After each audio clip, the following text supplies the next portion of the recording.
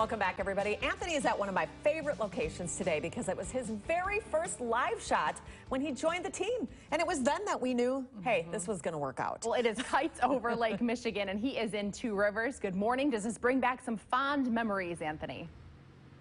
Hey, definitely, Melaine and Lisa, good Friday morning, and we got the sunshine out here on Neshota Beach, and a big event coming up this weekend. You get a chance, come on out to Lake Michigan here in Two Rivers, and we're going to start it off by talking to Lindsay Mack. She's the recreation clerk for the city of Two Rivers. Everybody's excited out here. People bringing kites out. Yes. We're just getting started. Actually, it doesn't start today. It begins tomorrow, but we're getting going right now. Yes. We have Kites over Lake Michigan at the beautiful Neshota Beach. Right, and you know, there's different things going on all weekend, Saturday and Sunday. I'm looking at the rundown, kite flying events of different sorts that we'll break down in just a moment, but sky lantern release, fireworks, just all kinds of things. Kite making for the kids on Sunday. This is the place to be this weekend. Definitely. Looking down the beach, there's not a whole lot behind us right there, but if Roz, our cameraman, wants to kind of pan around, we do have some kites on the ground, kites in the air right now. Just starting to pick up some wind, so yes, the kite flyers they're liking that. Yes, they are. We're loving it. We definitely are. Let's go over to Chow Chong now. He is the architect for this whole deal, Kites over Lake Michigan, and you know, this is my 4th year covering this event, and it's always an exciting one, Chow.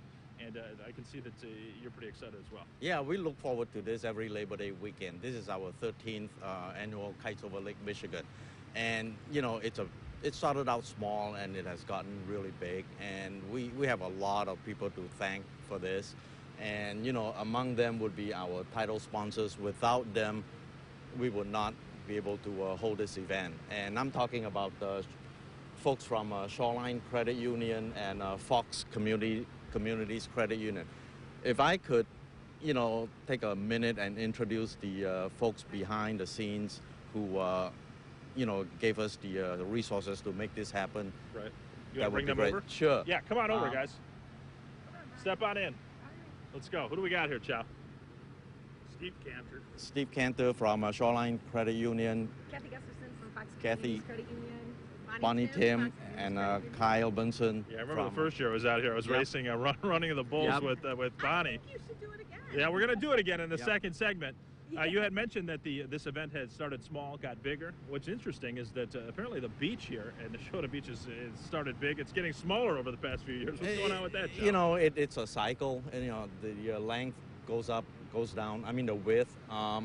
It'll come back in a few years. So it is what it is, but we'll still put on a great show for this weekend, and we're expecting record crowds because the weather is going to be great. Don't let the forecast of rain deter you because it's going to be early in the morning before the show starts. Yeah. But once the show starts at 11, you're going to see tons of people out If we fought through that weather from, what was it, a few years ago, 2015, had some dense fog. You couldn't even see about and we had a record crowd that year. Really? So it was excellent. Now, what about the kites that we've got right in front of us, these ones on the ground? How do you describe these ones? These are 12-foot Delta kites. And Delta is a shape of the kite, triangular shape, and they are 12 feet, and they really make a statement. Hey, Chow, you see that guy out there flying the kite with the hat on? If Roz can show him, that's George, and he was teaching me last year. I don't know if you remember. We were standing out here on this beach, and I crashed it right into the ground. Not such a great job, Chow. It happens to the best of us. So you know, just you play with it for a few hours, and then all of a sudden the light turns on, and you master it. So it just takes a little bit of practice, and what you're gonna see will be, you know, teams of anywhere from 3 to 8 performing aerial stunts for the crowd. Those are perennial favorites. All right, yeah, we got a lot more coming up. Chow tells me about 10 to 15 miles per hour. That's the wind speed that we're looking for, and we're starting to pick that up right now. We got more coming up out here, Neshota Beach along Lake Michigan. Lisa and Melaine running of the bulls. We're going to try that out next segment. Yay! We'll talk to you in a little bit. All right, well, you are the man to ask about the wind speed.